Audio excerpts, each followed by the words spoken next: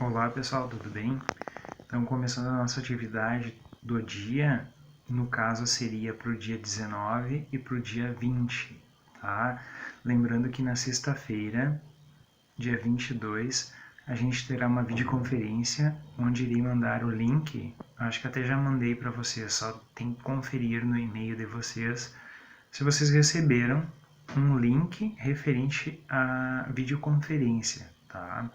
E daí vocês entrem no horário estipulado, né, que foi mandado no e-mail.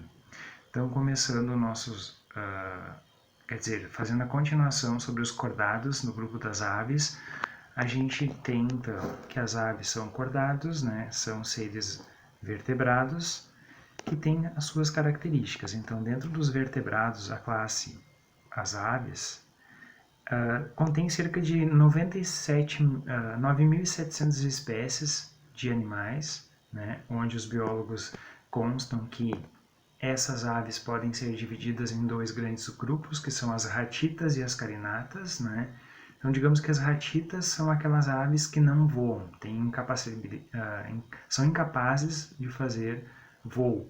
Já as carinatas são aquelas que têm quilha, né? Tem o externo ali, que é um ossinho localizado no peito das aves, a quilha, né, que facilita o voo delas, certo? Então as características gerais são endotérmicas, né, o que seria isso? A capacidade interna de manter a temperatura do corpo, né? Digamos que a temperatura das aves é em torno de 40 graus, certo? Elas são seres endotérmicos ou homeotérmicos, têm a capacidade então de manter a temperatura, né, do seu corpo constante, diferente de alguns animais, como por exemplo os anfíbios, né?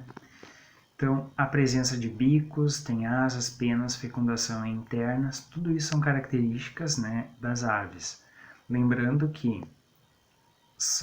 o bico, muitas aves têm adaptação em determinados tipos de alimentos. Por exemplo, uma ave como o beija-flor, ele tem o bico mais fininho e mais comprido. O que facilita o bico do beija-flor é a questão de pegar o pólen lá dentro de determinadas flores, né? Então o bico auxilia nisso. Outra ave, por exemplo, o bico de uma ave de rapina, né? Que é curvado para trás. Esse bico faz com que consiga, né, perfurar, digamos que um animal, por exemplo, um animal que está morto, então ele consegue furar o corpo desse animal e ali consegue se alimentar. Depois a gente tem as penas. Qual é a função das penas do corpo das aves? É fazer o quê? É a proteção externa, né, manter a temperatura do corpo. Então, uma das características também, né, da evolução, se a gente fizer uma comparação entre os répteis e as aves, ambos possuem ovos, né? Então, ovos com casca dura, isso facilita a proteção também desses animais, a troca de nutrientes, né? Então, a casca, quando o animal põe os ovos, por exemplo, uma ave, a galinha mais comum, esse ovo sai muito molengo, né? Então, digamos que ali, ao entrar em contato com o oxigênio, ele se calcifica, certo? Então, são algumas características dos vertebrados. O voo das aves. Os membros, digamos que os membros, por exemplo, as asas são modificadas, o sistema respiratório é eficiente e permite ficar muito tempo sem respirar, não tem bexiga urinária, por isso que as aves, né, fazem tudo junto, tanto a urina quanto tanto a urina quanto as fezes é tudo misturado, tá? E isso, digamos que auxilia, né, diminuir o peso corporal. Então elas podem fazer vários voos, né, que elas não vão sofrer com isso. E elas também têm uma característica de ossos pneumáticos, que são ossos cheios de ar que facilitam o voo das aves. Então, tem algumas características ali, a quilha para fixar os músculos peitorais, para o batimento forte das asas, o revestimento do corpo, então, né, coberto por penas, escamas sobre os pés, as garras nas pontas dos dedos, produz secreção oleosa que evita que as penas molham. Então, digamos que uma ave, por exemplo, vamos pegar um pato, né? Lá na cauda do pato, bem na sambica, como se diz popularmente, tem uma glândulazinha chamada de glândula uropigiana, e essa glândula produz uma quantidade de óleo, e esse óleo é passado nas penas. Isso faz com que a pena seja impermeabilizada, né, em contato com a água, certo? O modo de locomoção, então, muitos no céu, na terra, enfim, alguns nadam. Então, determinados tipos de bico e patas, né, são apropriados para o desenvolvimento, para a desenvoltura, né, do animal em seu habitat. Por exemplo, o pato, se a gente analisar as garras de um pato, eles têm as garras, né, no formato de ventosas, quer dizer, de nadadeiras, né? Então é para nadar, né? E tem alguns animais que têm as garras, por exemplo, a ave de rapina, uma águia, né? A águia então tem as curvaturas dos dedos ali bastante compridas e bastante forte, né, para agarrar a sua presa. A respiração das aves, então, elas respiram por pulmões que são ligados aos sacos aéreos. Então, esses sacos aéreos, na verdade, eles são sacos, são estruturas cheios de ar que vão facilitar o voo das aves, então tornando elas mais leves. A reprodução das aves, a gente sabe que elas são ovíparas, ou seja, põem ovos. A fecundação é interna, ao menos que um dos pais cuide dos ovos, tá? Então, digamos que o aparecimento, o aquecimento e a proteção, digamos que fica, né, que fica responsável por um dos pais. Por exemplo, o avestruz muitas vezes é o macho, né, que cuida do ninho, até de outros animais. Os pinguins também, né, eles são animais monogâmicos. Os pinguins, digamos que muitas vezes a mãe põe o ovo e o pai às vezes faz a rotina de cuidar desse ovo até a eclosão do filhote.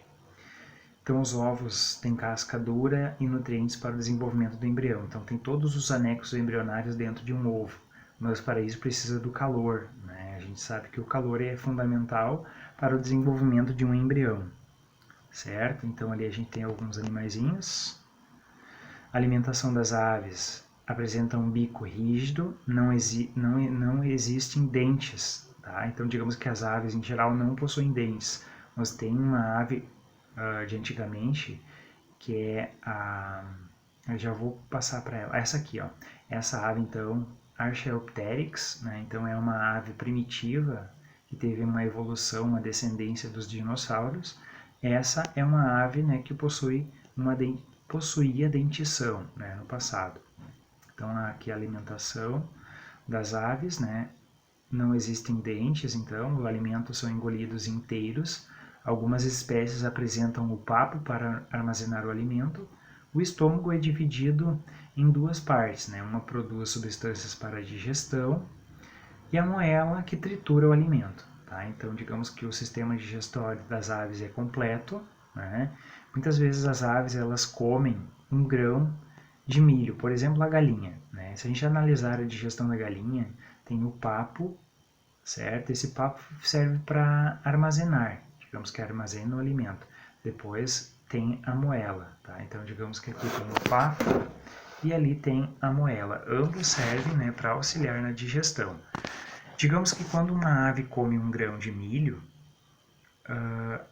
logo em seguida ela se alimenta também de grãozinhos de areia.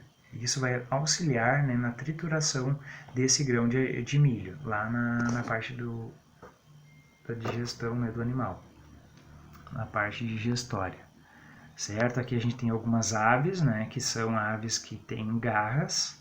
Então é um exemplo de uma ave de rapina. Se a gente analisar o bico dessa ave, é curvado para trás e apresenta garras, né, importante para o desenvolvimento, para a sua cadeia alimentar. Então as primeiras aves então foi Archaeopteryx, né?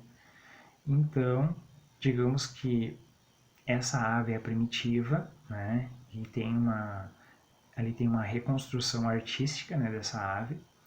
Então, ela é a ave primitiva que deu origem, né, descendeu as demais espécies de aves.